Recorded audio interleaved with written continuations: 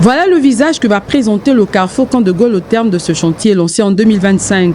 Plus concrètement, sur le terrain, ce sont près de 64% du projet qui ont déjà été réalisés. Ici, les équipes sont à pied d'œuvre et poursuivent les opérations avec pour seul objectif transformer ce carrefour en échangeur destiné à améliorer le trafic sur cet axe particulièrement fréquenté. C'est un pont en béton armé et nous sommes à la troisième phase. La troisième phase qui consiste à réaliser le tablier parce que nous avons terminé tout ce qui est enterré.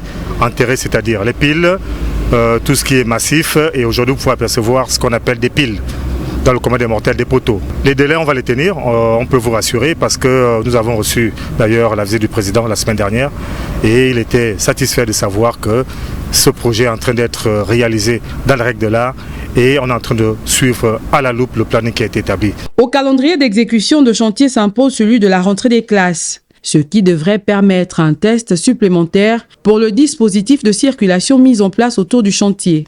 On réalise des travaux depuis déjà 1 an et qui dit 1 an, c'est-à-dire il y a une période, il y avait déjà la rentrée scolaire. Donc vous pouvez remarquer que le chantier, il est balisé.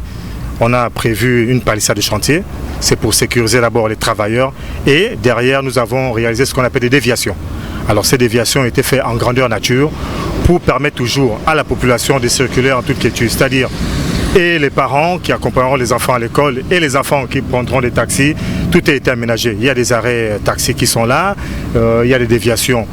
Jusqu'à présent, on a même envie de dire qu'il n'y a jamais eu d'embouteillage, hormis le fait que nous sommes en train de réaliser l'ouvrage. Entre-temps, l'échangeur du Camp de Gaulle continue de prendre forme et il faudra attendre encore quelques mois pour découvrir son visage définitif sans davantage paralyser la circulation dans cette partie de la capitale.